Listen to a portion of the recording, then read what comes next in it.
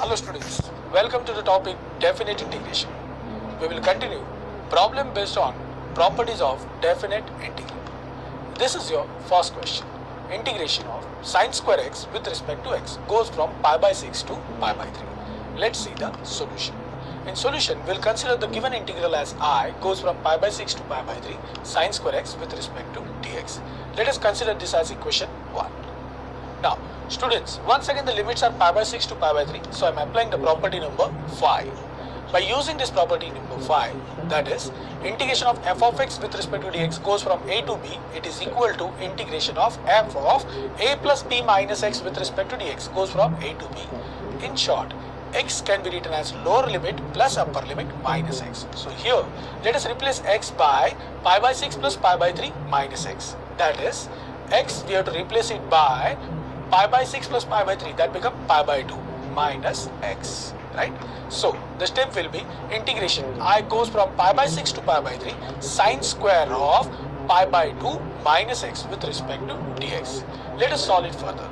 That on the right hand side corner we have written your expression 1, and let us solve it further. Here the next step, integration I goes from pi by 6 to pi by 3 pi by 2 minus x, again allied angle. So sine of pi by 2 minus theta, that become cos theta. So here the step will become cos square x with respect to dx. Let us give the equation 2 to this. Now look at that. We have equation 1 and 2. So by adding 1 and 2 on the left hand side we will get 2i, that is equal to integral. Since both the integrals having the same limits pi by 6 to pi by 3, so taking common pi by 6 to pi by 3, I am adding the both integrals, that becomes sine square x plus cos square x with respect to dx, and by identity it becomes 1. So integration goes from pi by 6 to pi by 3, 1 with respect to dx.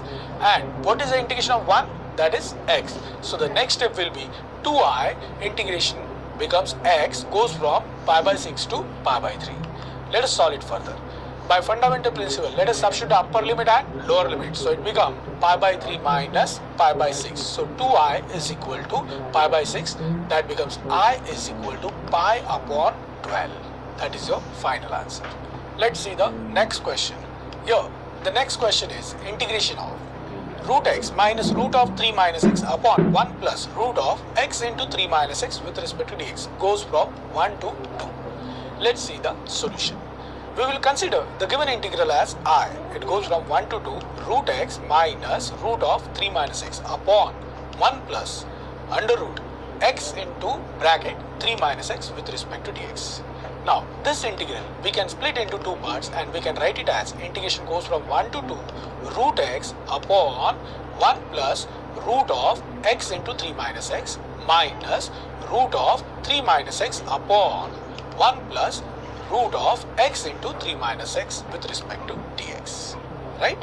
Now, look at that. For the first integral, I am applying the property number 5. The property number 5 says integration of f of x with respect to dx goes from a to b is equal to integration of f of a plus b minus x with respect to dx goes from a to b. That means instead of x, we can write lower limit plus upper limit minus x. So similarly, here for the first integral, we can replace x by lower limit is 1, upper limit is 2. So 1 plus 2 minus x, that is 3 minus x. So the step will become this way. I, integration goes from 1 to 2, root of, that becomes 3 minus x upon 1 plus under root. First, instead of x, we can write bracket of 3 minus x. And instead of bracket of 3 minus x, we can write bracket of 3 minus of 3 minus x, right?